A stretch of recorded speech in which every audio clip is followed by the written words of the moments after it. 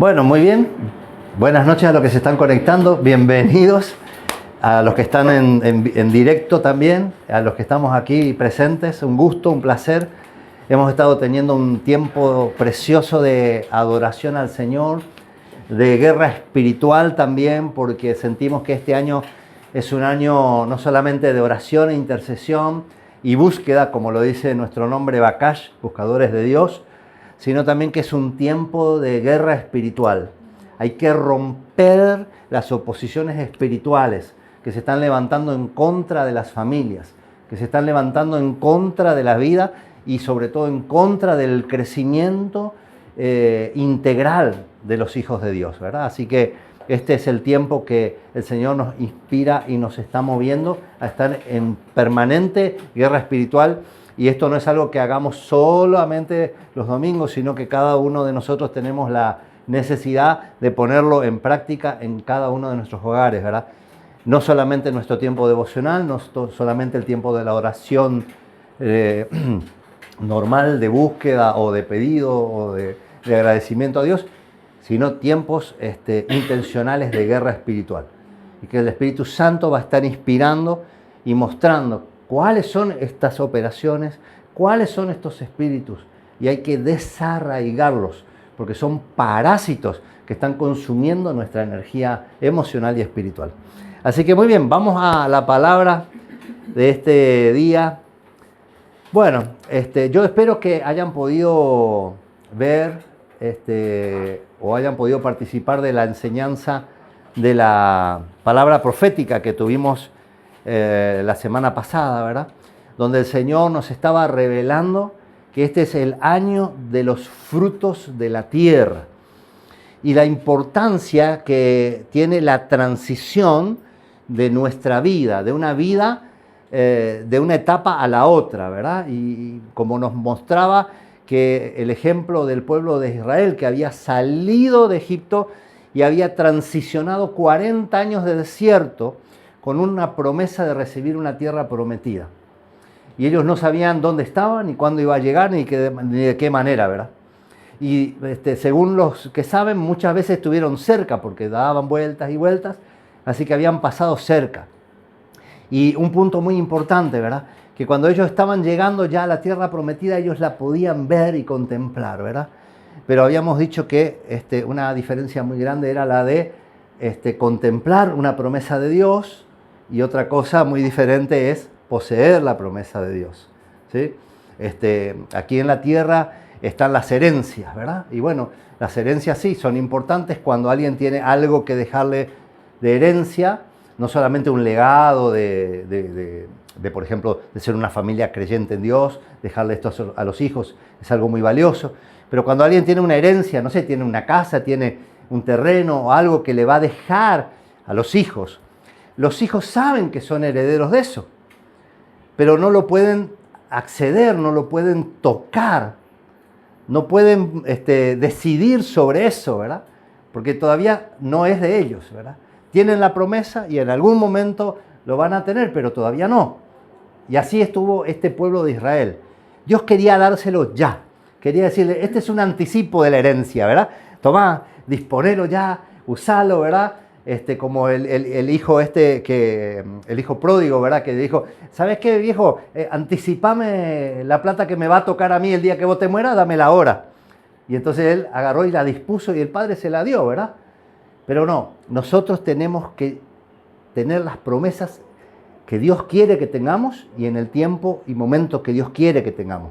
Cuando las tenemos anticipadamente o las queremos arrebatar, esto nos crea mucha ansiedad, ¿verdad? Y cuando cometemos errores en el proceso, hace que nos retrase en el acceder a la promesa, ¿verdad? Y estábamos compartiendo hoy con la pastora, nos recordábamos de un ejemplo. Un día teníamos que hacer un viaje de una localidad a otra en Paraguay y nos hablaron de una nueva ruta que nos iba a ahorrar cerca de 300 kilómetros y era mucha la diferencia, ¿verdad? Entonces, como no la conocíamos, pusimos el GPS y emprendimos viaje. Habíamos salido como a las 5 de la tarde de una ciudad, así que nos agarró el atardecer, ya la nochecita, cuando agarramos el desvío que teníamos que tomar para ir hacia la otra ciudad. Y teóricamente desde ese momento que agarrábamos el desvío teníamos aproximadamente 2 horas y media de viaje y llegábamos al lugar. Bien, después de un recorrido se terminó el asfalto y entramos en tierra, pero a nosotros nos habían dicho que el camino estaba en construcción, así que nosotros estimamos que esa parte era parte en construcción, pero los kilómetros seguían, nos agarró la noche, empezó a pasar el tiempo y bueno, la cuestión, para resumir la historia, recorrimos 80 kilómetros por ese camino, un camino cada vez más feo, con barro, con unos puentecitos de madera. Dijimos, evidentemente este no era el camino que teníamos que tomar, ¿verdad? Hasta que llegamos a un pueblito, 10 de la noche, 10 y media, ¿verdad? Ya cansados decíamos, no quiero volver estas 2 horas y media que ya recorrimos por este feo camino, ¿verdad? Y entonces le preguntamos ahí, vi una bandera, entonces dije yo, ¿está la comisaría o algo? Era el centro de salud. Y había gente en la puerta, entonces me acerco, le pregunto y le digo, discúlpeme, mire, nosotros estamos yendo hasta tal lugar y ahora encuentro que la ruta esta termina en una tranquera. O sea, imposible seguir, ¿verdad? Y entonces me dice, ¿desde dónde viene usted? Y desde tal localidad. Se agarraron la cabeza y se empezaron a reír. Y entonces nos dijeron, no, usted está viniendo por el camino viejo. Pero ahora hay una ruta nueva que se construyó, ¿verdad? Con todas las marcaciones de ruta, impecable la ruta. Y le digo, ¿y dónde está eso? Y acá a 100 metros, dice, ¿verdad? Es decir, nosotros vinimos paralelo a la ruta. Claro, el GPS nos mostraba que estábamos sobre la ruta, pero medio al costadito. Y entonces la pastora, que era mi copiloto, ¿verdad? Entonces me decía, bueno, esto, claro, siempre lo es, ¿verdad? Ella me decía, parece que la señal, ¿verdad? No está cayendo bien, porque parece que vamos pegadito a la ruta, me decía, ¿viste? Y sí, literal, íbamos pegados a la ruta porque íbamos por el camino viejo. Así que recorrimos 80 kilómetros. Y el tiempo que teníamos que haber hecho para llegar a la ciudad del final, lo consumimos en hacer 80 kilómetros. Entonces nos dijo, mire, usted avance acá y métase nomás ahí en el terraplén de Yuyo, ¿verdad? Y suba así y ahí va a encontrar la ruta. Yo dije, esto nos están cargando, ¿viste? Y no, aceleré así despacito, me fui porque tenía mis dudas, ¿verdad? Entramos así en el caminito de tierra más feo, un terraplén, pasto, ¿verdad? Y cuando el auto empieza a subir así y las luces empiezan a alumbrar, veo la ruta asfaltada, así como me habían dicho. Subimos a la ruta y de ahí, rapidísimo, pudimos llegar a la siguiente localidad donde teníamos que haber llegado, pero con 2 horas y media de atraso, ¿verdad? Así que bueno, nosotros muchas veces hacemos esto, 40 años de desierto. Cada uno toma sus decisiones y esas decisiones hacen que uno pueda llegar a tiempo o fuera de tiempo a posicionarse en la promesa. Entonces una cosa es saber que uno la tiene, ¿verdad? Y otra cosa verdaderamente es poseerla. Después hablamos del momento de la transición específicamente. Cuando el pueblo de Israel cruzó el Jordán, estoy haciendo un rápido repaso para todos aquellos que a lo mejor todavía no lo vieron, entonces para darle un poco de interés y que lo puedan buscar y verlo, ¿verdad? Entonces hacen el paso por el río Jordán y cuando llegan del otro lado ellos recogen en el camino 12 piedras, una por cada tribu de Israel, y las ponen como testimonio, dice, como un altar, un lugar del lado ya donde se toma la tierra prometida, las ponen ahí, ¿para qué? Con 3 propósitos. Para que ellos mismos las puedan ver y reconocer de dónde salieron esas piedras. Eran piedras submarinas, porque salieron de abajo, ¿verdad? En este caso serían subrías, no sé cómo se dice la palabra, ¿verdad? Estaban debajo del río, de ahí abajo. O sea, no se podían conseguir del otro lado ni de este lado, solo debajo del agua. Entonces, para que cada vez que ellos las vieran, supieran de dónde habían salido esas piedras. ¿Para qué? El segundo propósito generacional, para que los hijos y las generaciones, cada vez que pasaran y vieran este monumento de 12 piedras en círculo, pudieran preguntar y decir por qué era. Y entonces los hijos pudieran conocer el Dios poderoso que tenían también, ¿verdad? Porque a veces los hijos ya no están conociendo el mismo Dios que los padres han conocido, ¿sí? Porque ya nacen en la cuna Ya nacen en la cuna cristiana, ¿verdad? Y desde chiquititos ya están involucrados en las cosas de la iglesia. Entonces ellos crecen con una normalidad diferente muchas veces a los crecimientos o batallas que nosotros tuvimos que pasar. Y tercero, era para que los otros pueblos puedan ver la mano poderosa de Dios. Entonces nosotros, todos nosotros, contemplamos una tierra prometida. Cuando la poseemos tenemos que tener testimonio de cómo Dios nos llevó hasta esta posesión de la tierra prometida. Y luego hablamos que cuando entrábamos en la tierra prometida, ellos hicieron un ritual, hicieron la circuncisión, algo que no habían hecho hasta ese momento desde que salieron de Egipto, ¿verdad? Y en resumen, la circuncisión, ¿verdad?, es cortar lo que dice después en el Nuevo Testamento, el circuncidar el corazón, sacar el exceso de carne de nuestra vida, para que nuestro corazón pueda ser espiritual, para que nuestro corazón pueda ser sensible y no funcione conforme a la carne. Y finalmente ellos hicieron la celebración del pacto con Dios a través de celebrar la Pascua. Para nosotros la Pascua es Cristo y lo recordamos a Cristo a través de la Santa Cena, y cada vez que la hacemos no recordamos solo el pasado de lo que Él hizo, sino estamos recordando que Él va a venir. Tenemos una esperanza, tenemos otra promesa que todavía no se nos cumplió, ¿sí? Entonces esto es una expectativa, es un caminar hacia ese lugar. Entonces en cada una de estas partes, a medida que nosotros vamos profundizando, encontramos un común denominador. El común denominador es la relación entre Dios y nosotros. Tanto cuando se habla de la promesa, ¿verdad? Cuando se habla de pasar el proceso del desierto,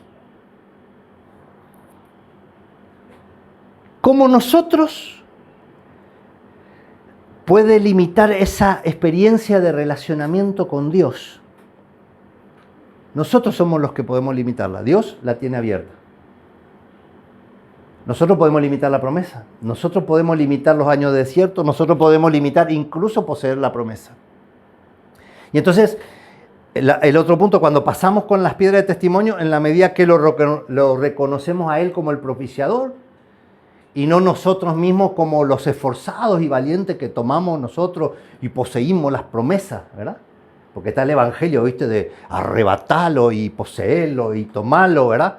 Sí, está muy bueno, ¿verdad? El ir, pero el propiciador de la promesa, el dueño de la promesa es Él. Y el que permite que nosotros podamos poseerla es Él. Ahora, ¿nosotros podemos hacerle obstáculos para que Él nos otorgue las promesas? Sí. Y está bueno ir para adelante, ¿verdad? Pero nosotros, todos los méritos son de Él, no son nuestros. Y luego, en cuanto a la circuncisión, ¿en qué medida yo puedo reconocer mi carne y la necesidad de cortarla? Esto también afecta mi experiencia de relacional con Dios, ¿sí? Cuando yo soy ciego a mi carnalidad, a mis limitaciones, orgulloso como para reconocerlas y confesarlas y despojarme de eso delante de la cruz, entonces yo estoy limitando también esa experiencia de relación con Dios. Y finalmente entrar en la conexión del pacto con Dios sin importar las condiciones, ¿verdad? Las personas involucradas o las situaciones que nos tocan vivir. Es decir, nosotros, esa relación de pacto tiene que ser totalmente incondicional. O sea, si hoy tengo trabajo, me sigo relacionando con Él. Si no tengo trabajo, me tengo que seguir relacionando con Él. Si estoy bien con toda mi familia, me tengo que relacionar con Él. Si estoy peleado con toda mi familia, me tengo que relacionar con Él. Si tengo plata, me relaciono con Él. Si no la tengo, me tengo que relacionar con Él. Pero mucha gente, ¿verdad? Funciona diferente. Cuando todo está bien, me relaciono con Él. Pero si la cosa está mal, entonces me ocupo de las cosas y no me ocupo de mi pacto con Él. Por eso necesitamos ser intencionales y ser incondicionales, ¿verdad? Bueno, todo esto entonces comienza a poner en superficie los actores principales que influyen en esta experiencia de la relación, ¿sí? El acostumbramiento a un estilo de vida determinado, la cultura, la mentalidad y por qué no también las necesidades, como lo mencionamos recién. Todo esto son actores que influyen en la experiencia. Y cuando llegué a este punto, el Señor me dio el título de este mensaje. Y para algunos va a sonar muy fuerte, pero el título me lo dijo así, letra por letra me dijo: saliendo de la mediocridad. Este es el título de este mensaje. ¿Cómo salir de la mediocridad? Wow, y seguramente el que me está escuchando allá, aquí los que estamos acá, a nadie le cayó mal, pero los que me están escuchando allí, a lo mejor a alguien le cayó mal, me va a decir: ¿por qué me estás llamando mediocre? Yo no soy mediocre, ¿verdad? ¿Será que eso no es una parte de un prepucio del corazón que necesita ser circuncidado? Pero no se preocupe, porque le voy a dar el significado original de la palabra mediocridad. El significado original de la palabra mediocridad significa quedarse al medio de la montaña. Medio es mitad. Y la otra parte, creo que era oridad, es montaña. Entonces, quedarse al medio de la montaña. Quiere decir no llegar a la cima, no llegar a la tierra prometida, no llegar al objetivo. Luego nomás se le dio una connotación un poco más pobre, insuficiente, de escaso mérito. Entonces, cuando uno escucha la palabra mediocridad, está escuchando que como que uno tiene menor valor o menor esfuerzo, ¿sí? Pero hoy vamos a tomar entonces el título que Dios me dio, saliendo de la mediocridad, como dejando de estar en el medio de la montaña sin poder alcanzar la cima de la montaña, sin poder alcanzar el objetivo o la tierra prometida que Dios nos ha prometido. Así que esta noche lo usaremos en este contexto original, ¿verdad? Y dijimos entonces que había actores principales que afectan esta relación, esta experiencia de relación, y uno dijimos que era la cultura, ¿sí? Todos nosotros tenemos una cultura heredada, que es una cultura familiar, que se aprendió, ¿verdad? Cuando nosotros hicimos todo nuestro estudio de consejería y todo eso, que fueron muchos años, estudiamos las culturas familiares. Y tienen muchísima fuerza e influencia en el presente. Cuando uno empieza a entrar en la profundidad, ¿verdad?, de la cultura familiar. ¿Quién era en la familia el que mandaba? ¿Quién era el que tenía los pantalones? ¿Quién era el que tenía tal estilo de vida? ¿Quién era, verdad? Entonces uno empieza a identificar patrón sobre patrón sobre patrón y va llegando a que eso le está afectando bien el presente. La forma de ver la vida, la forma de tomar decisiones, ¿verdad? Después también está la cultura social, ¿verdad?, que es la de la gente que nos rodea, ¿sí? Entonces, por eso Dios dice en su palabra: júntate con sabios y sabios serás, porque Él quiere que la cultura social sea de una influencia positiva, que te lleve adelante. Pero si uno se junta con personas negativas, con personas que tienen un mal hablar, ¿verdad?, que siempre le están viendo, digamos, la quinta pata al gato, que siempre están buscando los defectos, que siempre son críticos, ¿verdad? Entonces uno finalmente se ve tan influenciado, termina siendo como esa persona. Y cuando esto pasa dentro de un matrimonio, ¡wow!, qué tremendo, ¿verdad? ¿Sí? Porque, por ejemplo, yo confieso, lo hago aquí públicamente, ¿verdad?, porque le dije a mi esposa ya muchas veces, yo lo hago público, ¿verdad? Ella siempre fue, ¿verdad?, la alegría del hogar, ¿verdad? Y yo vine con toda mi cultura familiar y con toda mi cultura heredada, y yo vine como Shrek, ¿verdad?, como el ogro, ¿verdad? Y al final, ¿verdad?, ella siempre era la simpática, la alegre y todo eso, y yo, con mi estilo de vida, la empecé a impregnar a ella, y le empecé a pagar, a tal punto que ella después de unos años terminó llegando a la depresión. no solamente por causa mía, ¿verdad? Había otros factores, pero el punto es que mi estilo terminó influenciándole a ella. Así que mi esposa no se juntó con un sabio. Gracias a Dios después Dios nos salvó, ¿verdad? Y estamos en camino a la sabiduría. ¿Amén? Bueno, entonces tenemos toda esta cultura heredada y social que influencia nuestra mentalidad, ¿sí? Y entonces nosotros empezamos a pensar de una manera. Entonces todo funciona así. Yo pienso, como decía un filósofo antiguo, pienso y luego existo. ¿Qué quiere decir? Pienso y luego actúo, ¿verdad? De la forma que yo pienso, de esa manera yo manifiesto mi vida. Y entonces esto determina el estilo de vida que yo tengo. Entonces nosotros venimos con todo esto del otro lado del desierto. Y cuando llegamos de este lado del desierto, venimos con 30 años, 40 años, ¿verdad?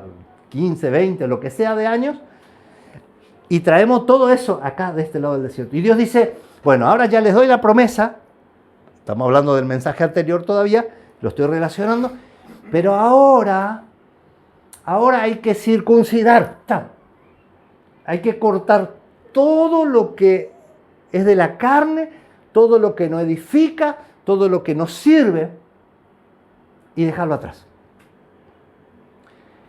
Y es una decisión personal e individual permitir la circuncisión del corazón.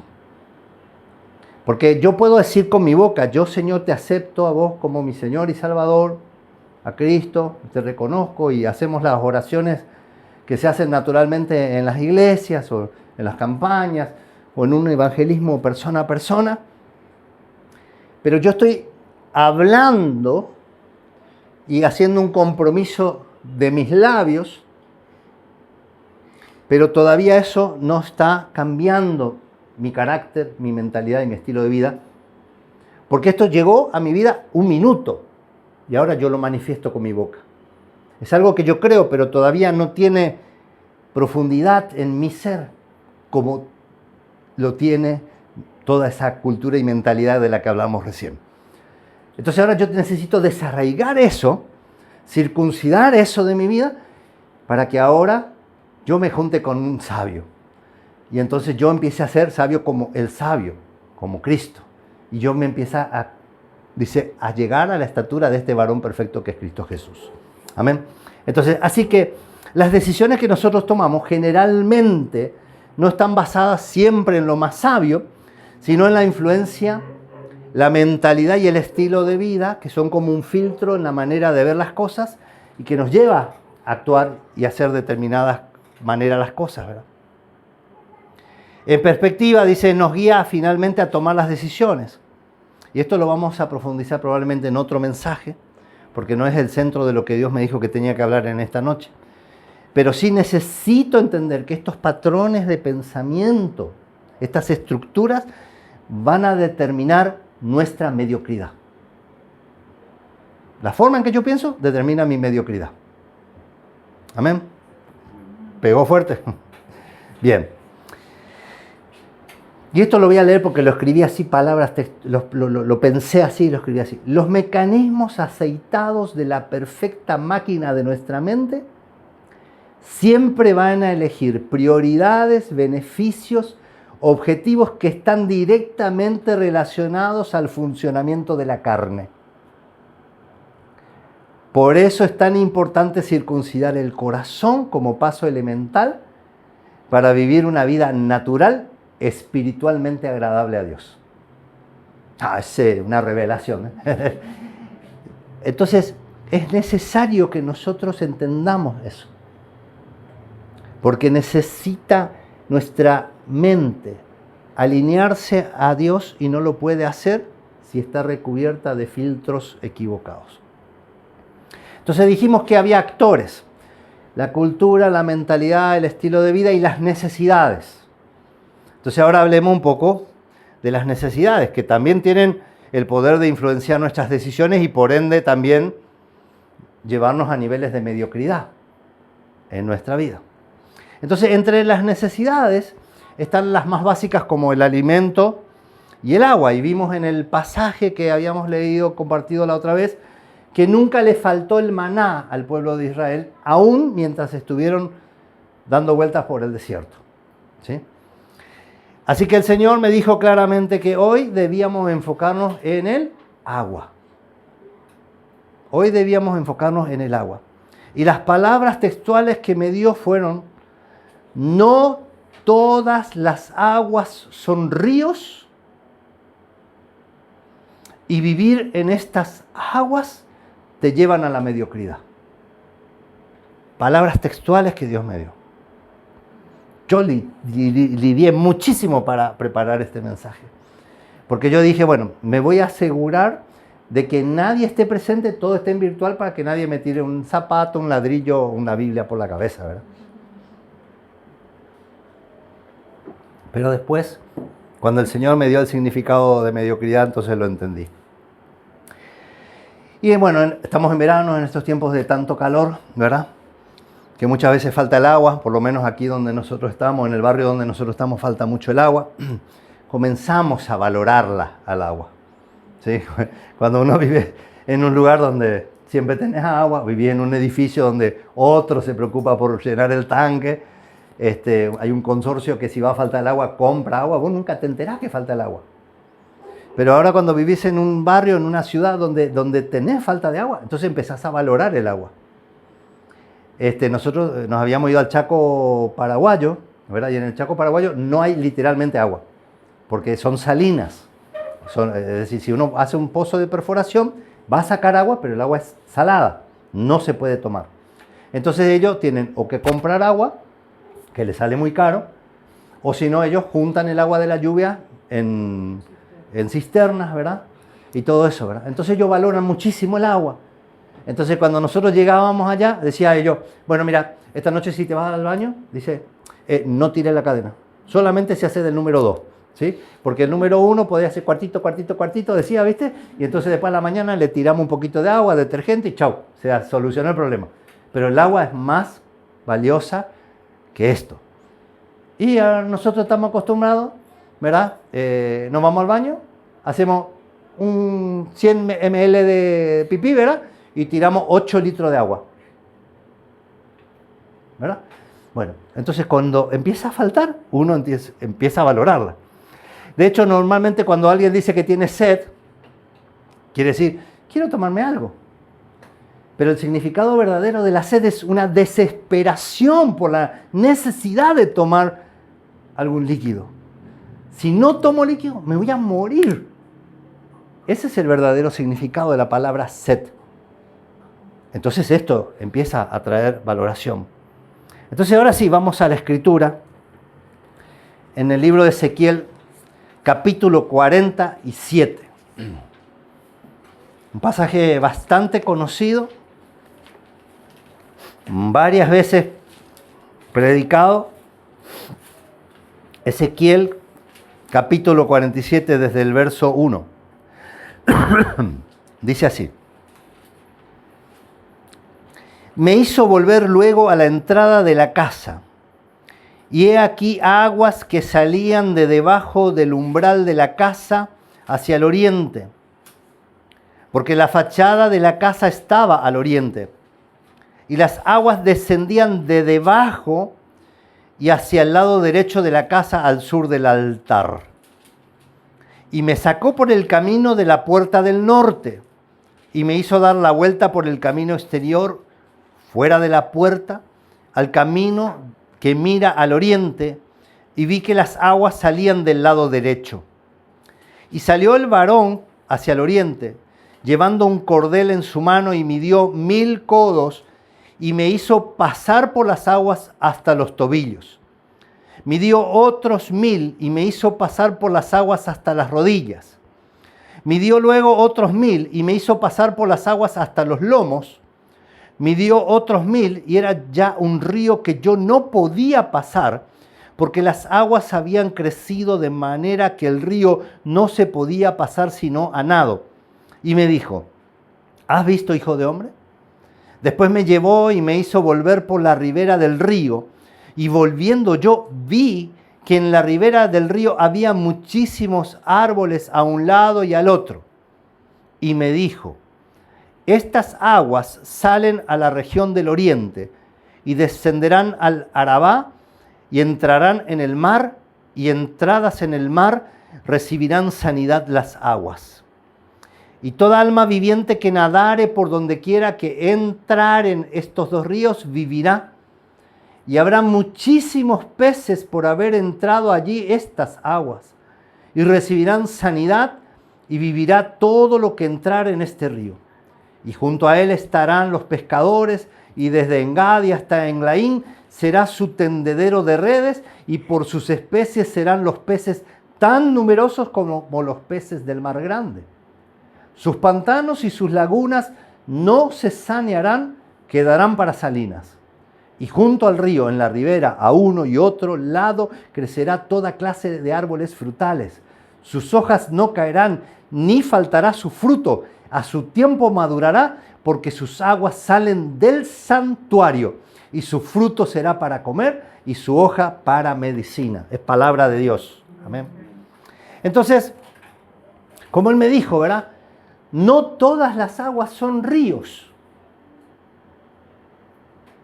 Entonces vemos que existen estanques, existen salinas, existen pantanos, existen lagunas, ¿verdad? O sea, los estanques ya sabemos, ¿verdad? Son como reservorios de agua estancada que se usan mucho en el Chaco paraguayo para alimentar a los animales, ¿verdad? Pero pasado cierto tiempo ya ese agua empieza a descomponerse. Entonces ahí ellos le tienen que echar pescaditos para que empiecen como a repurificar el agua. Pero esa agua nunca se purifica, siempre es la misma. Existen las salinas, dicen los pantanos, las lagunas. Las lagunas solo tienen una entrada de agua. Tienen una temperatura ahí homogénea y tienen poca profundidad. Pero también hay lagos, ¿verdad? Los lagos tienen entrada y tienen salida, ¿sí? Pero también tienen partes estancadas. Tienen un poco más de profundidad, ¿sí? Pero ninguno de estos son ríos. Y la palabra dice, de su interior correrán ríos de agua viva. No lagunas, no estanques, no lagos, no pantanos. De nuestro interior tienen que correr ríos de agua viva. Ahora muchas veces hablamos con personas que lo que hablan parece que está saliendo de un estanque de aguas podridas. Hay otras personas que parecen pantanos. Y hay otros más o menos, en el contexto de lo que estamos hablando, que son alguna laguna o algún lago, ¿verdad? De poca profundidad. Hay personas que deciden seguir viviendo en sus propias aguas. Se sienten seguras ahí. Algunas veces van, visitan otras aguas más grandes, pero terminan viniendo a su charquito. Porque ahí se sienten más cómodos y seguros. Pero siempre terminan volviendo a las que hicieron sus propias aguas. Es decir, allá puede haber ríos, mares, océanos, manantiales, pero prefieren volver a su propia agua, donde se sienten cómodos, conocen el territorio y se podría decir, ¿verdad?, que lo podrían hasta recorrer con los ojos cerrados, ¿verdad? Las grandes aguas les son desafiantes y la mayoría de la gente no quiere experiencias que no pueda controlar. Entonces se conforman con pequeñas aguadas. También me mostró el Señor que uno determina la profundidad del agua en la cual quiere estar. No solamente el tipo de agua en la cual quiere estar, sino la profundidad en la cual está. Y aquí vimos en este pasaje, dice que primeramente le lleva, este ángel le hace recorrer con agua hasta los tobillos. Y bueno, hay gente que se siente cómoda mojándose solo los pies, ¿verdad? Algunos se sienten felices solo de poder mojar los pies, ¿verdad? Les gusta, ¿verdad? Sí, nosotros cuando nos vamos en algún lugar donde hay agua, qué sé yo, claro, nos sacamos la zapatilla y nos remangamos un poco los pantalones y nos metemos ahí, por lo menos, a mojar los pies. Claro, pero cuando uno se va de vaquero y todas esas cosas, ¿verdad? No quiere ensuciarse demasiado porque después se va a ensuciar el auto, ¿verdad? Entonces es cómodo solo refrescarse los pies. Y hay gente que se queda nomás en estos niveles. Pueden estar en este gran río, pero solo con el agua hasta los tobillos. Otros, en otro siguiente nivel, son un poquito más osados, ¿verdad? Y se van con el agua hasta las rodillas. Bueno, hemos hablado con gente que literalmente nos dice que se van a las playas, se van, ¿viste? En Brasil, Cancún y todo eso, y no se meten al agua porque no les gusta el agua. Se tiran al costado a una sombrilla o a tomar sol, pero no les gusta meterse al agua. Bueno, cada uno con su gusto, ¿no? Yo soy de esos que me meto en el agua y no salgo hasta que se acabe el agua, ¿verdad? Y luego vemos otros que llegan con el agua, dice, hasta los lomos, y que hay un cuarto nivel, que es un lugar donde ya no se puede más caminar en el agua. Es un nivel que solamente uno puede cruzarlo nadando, porque uno no puede sustentarse por sí mismo. Solo el agua le puede sustentar. Y este es un nivel bastante interesante. Entonces hay gente que solo le gusta contemplar el agua desde la orilla, a veces solamente mojan los pies. Me mostró también que cuando uno está con niños no se puede ir a aguas profundas. Y entonces lamentablemente hay personas que limitan la experiencia para otros. Porque yo quisiera irme a aguas profundas, pero estoy al lado de alguien que no puede. ¿Verdad? Cuando nosotros, por ejemplo, nos vamos con Josu, con Dulce a un río, al agua, qué sé yo, nos turnamos. Porque alguien se tiene que quedar con ellos. Porque ellos no pueden irse a la profundidad. Porque es peligroso. Entonces uno tiene que hacer el sacrificio y quedarse afuera. Y bueno, muchos viven de esta manera. Limitan, se vuelven límites para los demás, porque no se puede avanzar a aguas más profundas, porque hay que estar atentos a que estos otros no se ahoguen.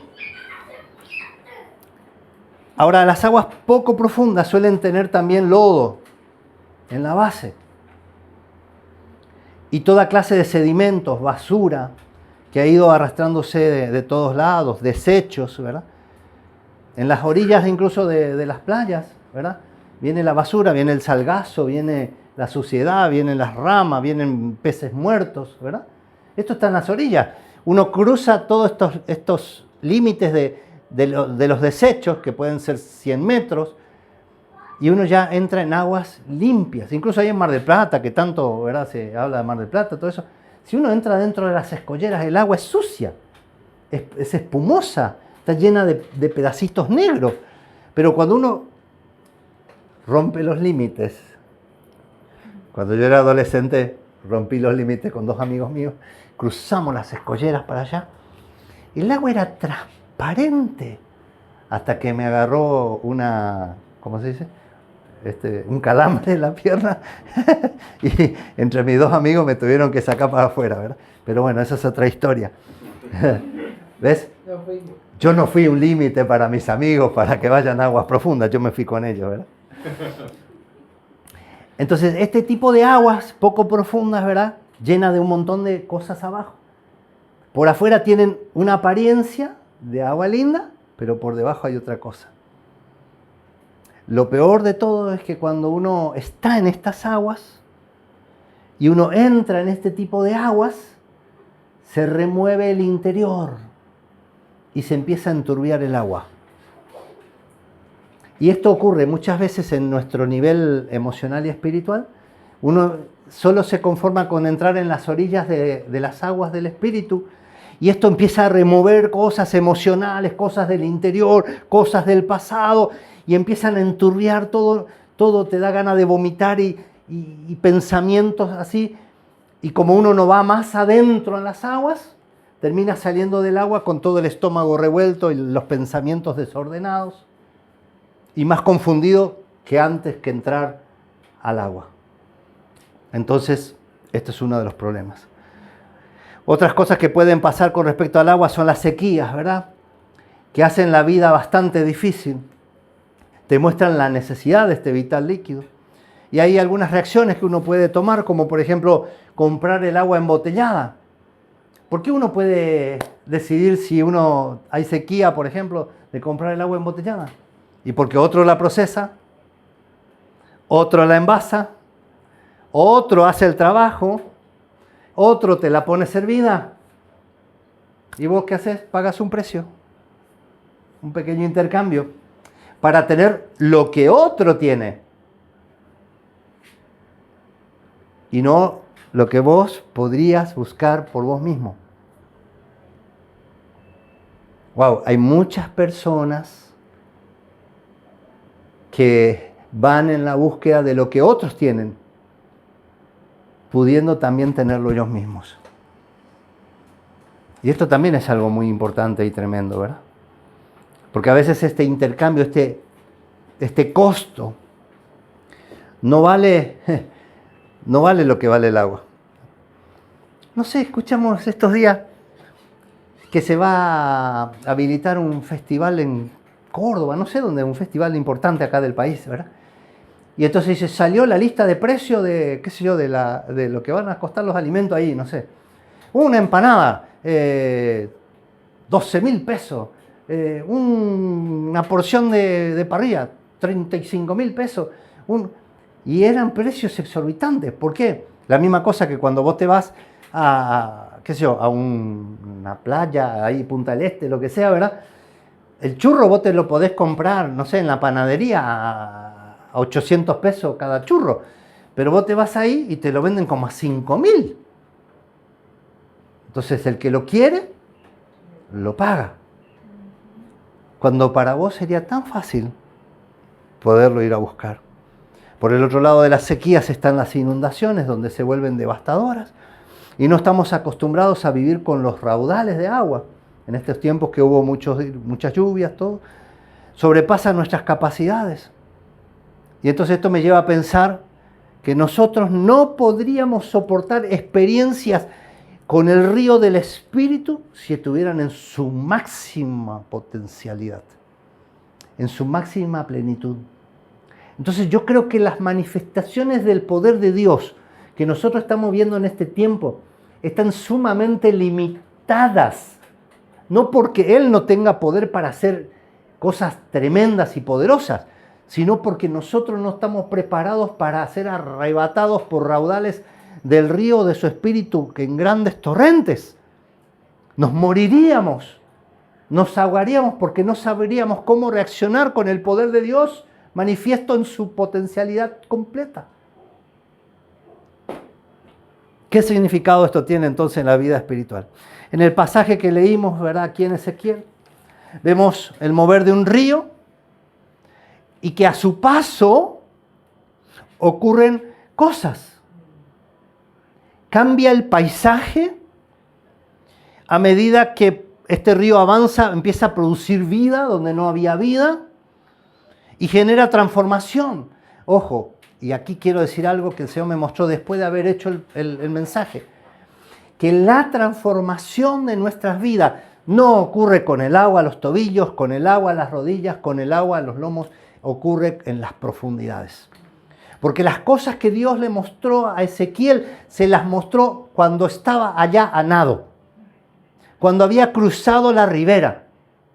Antes de eso no podía ver los frutos, la extensión, los límites, los árboles. Una cuestión de perspectiva. Este es el río de Dios, porque nace de sus atrios y comienza a recorrer profundidades. Dice que por debajo de los atrios sale y a su paso entran en las aguas del mar. Es como cuando dije antes que había gente decidida a permanecer en sus propias aguas improductivas. Y nos ha tocado a nosotros ver, por misericordia de Dios, ir a lugares donde se encuentra el río y el mar. Y es tremendo, cuando está, digamos, agitado, ¿verdad?, ver ese choque de las aguas y esa batalla por poseer el espacio y el lugar. ¿Y saben qué? El río nunca puede parar, porque el río viene bajante. El mar no puede detener el río. El mar está abajo, por eso siempre se dice a tantos metros por encima del mar. Y los ríos vienen descendientes. Así que los ríos entran al mar, nunca el mar al río. Y el único que puede traer una sanidad al agua salada es el río que viene de arriba. Es más, dice que hay clases de peces específicos que solo pueden vivir en ese lugar en donde está la turbulencia de la sanidad del mar con el río.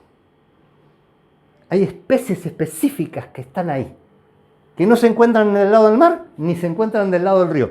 Solamente hay pescadores que van a ese lugar porque ahí encuentran este tipo de especies. Entonces esto es tremendo, ¿verdad? El río quiere decir que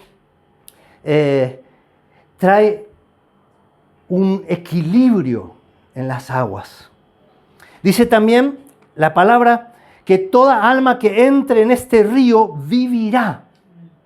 Y no solamente va a vivir, no solamente va a sobrevivir, sino dice que habrá fertilidad y multiplicación.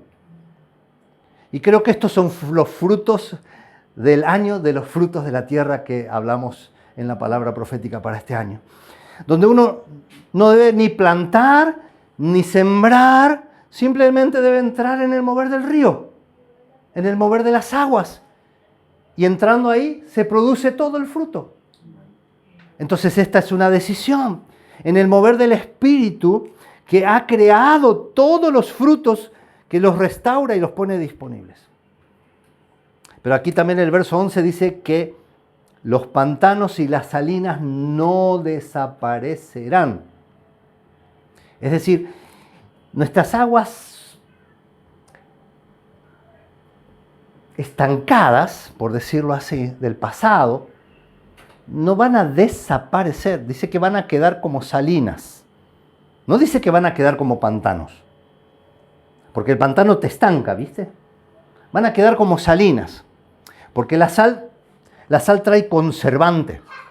La salina trae sal y la sal trae conservante. Entonces te queda ahí como un testimonio de dónde Dios te sacó.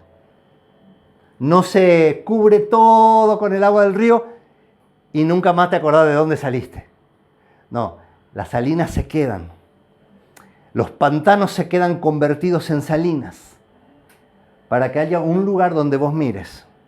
Pero al mirar eso, no viene quebrantamiento, dolor, angustia, tristeza y amargura, sino viene sal. Viene sal, que es el conservante de nuestras vidas. Entonces, dice también ahora que ambas orillas de este río empiezan a producir árboles frutales. Y estos árboles dice que no caerá la hoja ni nunca faltará el fruto. Claro, antes teníamos, me acuerdo, teníamos un árbol que daba 3 frutas al año. Y entonces éramos 4 y estábamos peleando, ¿no?, por quién se iba a comer las 3. O sea, uno se iba a quedar sin la fruta, ¿verdad? Mi suegra, de hecho, tiene un árbol que tiene unos mangos injertados de mango con durazno, que cuando está en plenitud el árbol son así de grandes.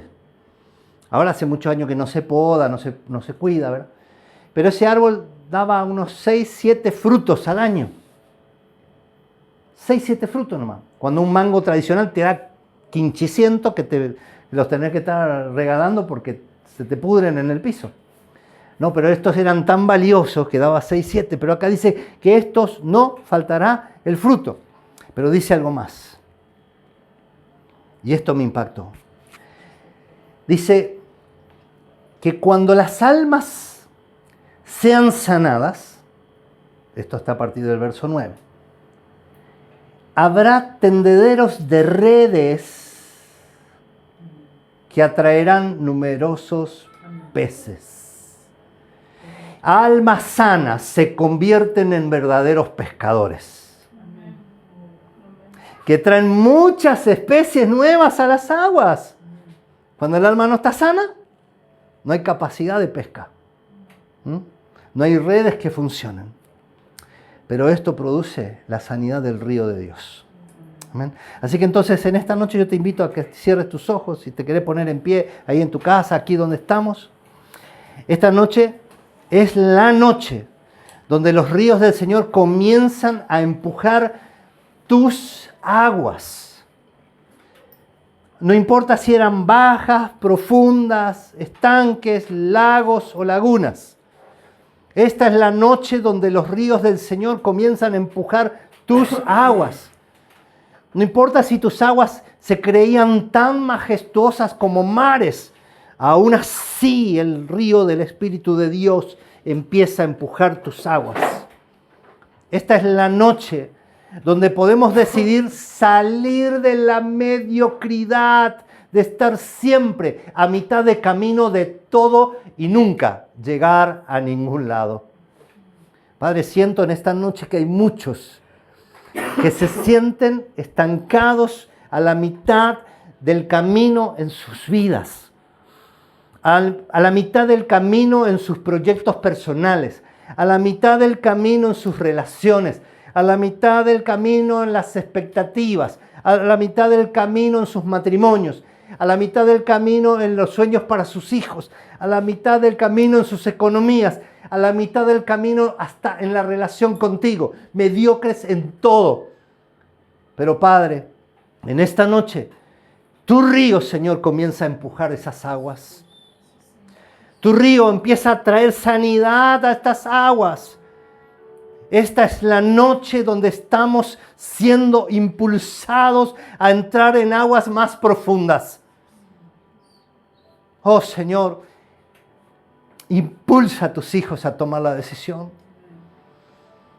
Ay, a veces el agua está fría cuando uno entra, Señor Dios, y quiere salir corriendo. Uno no se anima a ir más profundo porque el agua está turbulenta, salpica el frío, porque siente cositas debajo de los pies, Padre. Pero yo te pido, Señor, impulsa el alma y el corazón de tus hijos para entrar a aguas más profundas. Y no solo a quedarse hasta el pecho, hasta el cuello, sino hasta entrar a las profundidades y poder nadar, Señor, en tu río. Este es el momento de tomar la decisión. Comienza a nadar en las aguas del Espíritu. Oh Padre, en el nombre de Jesús, Señor Dios, tu Espíritu Santo, Señor, el río de tu Espíritu, Señor, empieza a inundar, Señor, el alma, empieza a inundar los corazones, Señor Dios, empieza a traer sanidad sobre toda alma viviente. Empieza a traer sanidad sobre las aguas estancadas. Empieza a traer sanidad sobre los pantanos. Empieza a traer sanidad sobre las lagunas y los lagos. Y aún empieza a traer sanidad sobre las aguas de los mares. Porque Padre, aquí tu palabra dice que este mar estaba muerto. Pero cuando el agua de tu Espíritu entró y tocó estas aguas, vino una turbulencia y empezó a traer vida. Y esa vida empezó a generar nueva vida en el interior. Y estos peces que antes no existían, empezaron a existir. Especies nuevas, especies especiales, una nueva generación. Padre, por los ríos de tu Espíritu. Padre, entra más a las aguas, Señor. Entra más a las aguas, porque así dice tu palabra, escrito está, y yo lo declaro en esta noche. Que estas aguas traerán sanidad en todos los rincones donde sea permitido el ingreso. Que en cada corazón, en cada alma, en cada mente, Señor, vendrá, Señor, la sanidad de estas aguas.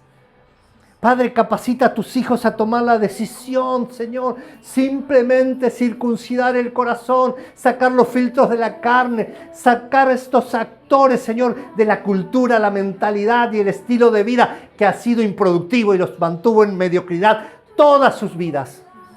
Ahora, Señor, en el nombre de Jesús, Señor, por tu autoridad y tu poder, Señor, si tú pudieras, Señor, traer, Señor, un raudal, una inundación de tu espíritu. Padre, para algunos sería devastador. Algunos se ahogarían porque no podrían soportarlo, Padre. Pero yo te pido en el nombre de Jesús, Señor, que tú alcances, Señor, cada rincón de estas vidas. Padre, y que dejes las salinas para que en algún momento de sus vidas, Señor, haya esa piedra de testimonio donde se pueda mirar atrás y encontrar, Señor, del lugar improductivo, seco, de donde fueron sacados sus almas.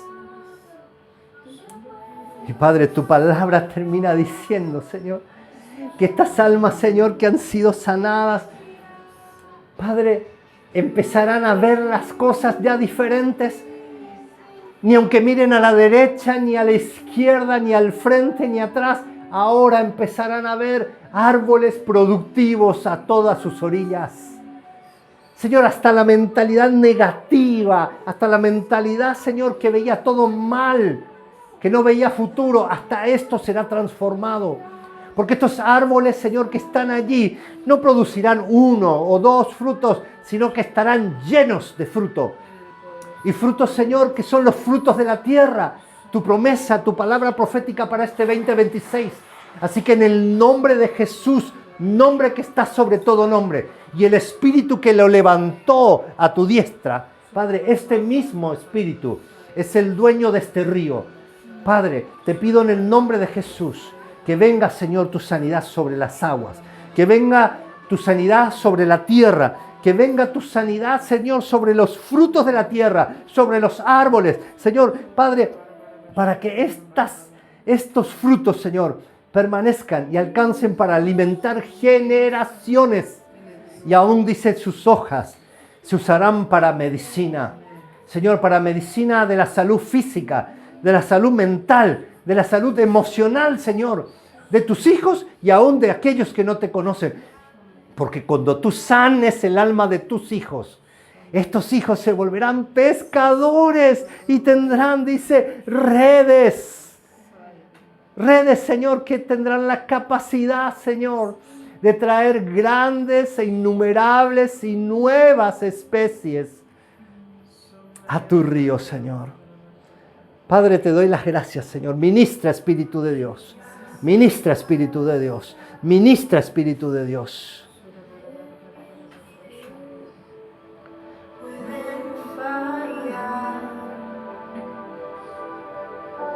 Y ahí te encuentro en lo incierto, caminaré sobre el mar. Y a tu nombre clamaré. Gracias, Espíritu de Dios. En ti mis ojos fijaré. En tempestad descansaré en tu poder, pues tuyo soy hasta el final.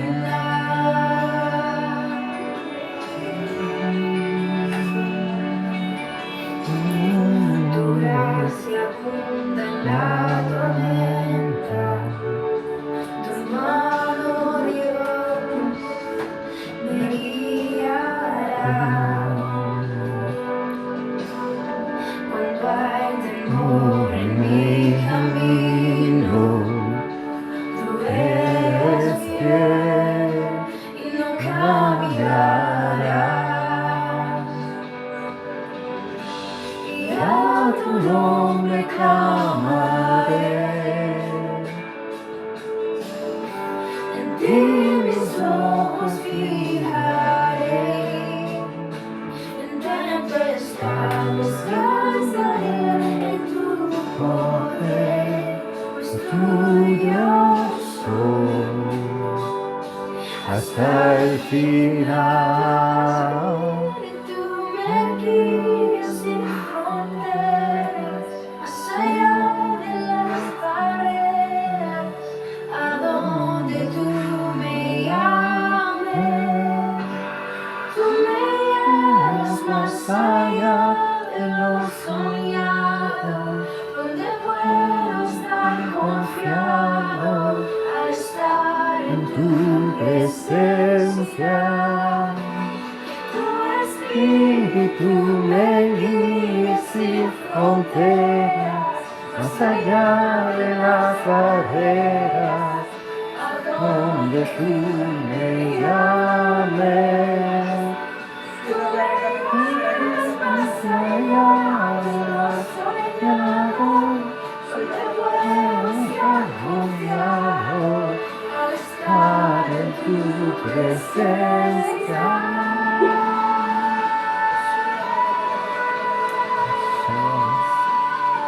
Gracias, Señor, por tu río, Señor. Gracias, Señor, por tu río, Señor, que está llegando, Señor, a los rincones, Señor, más profundos del alma y de la mente, Señor Dios. Oh Padre, yo oro ahora en este momento, Señor, que esta agua queme los chips de la mente que están equivocados, hagan cortocircuito allí y no funcionen más. En el nombre de Jesús. En ti mis ojos fijaré, descansaré en tu poder, tuyo soy hasta el final. Y yo declaro en esta noche que tus aguas ya fueron alcanzadas por las aguas del río del Espíritu y ya recibieron sanidad. Ya no son las mismas aguas, ya han sido purificadas y vivificadas por el Espíritu de Dios. Aprende a vivir en estas nuevas aguas. Te bendigo en esta noche en el nombre del Padre, del Hijo y del Espíritu Santo. Amén y amén.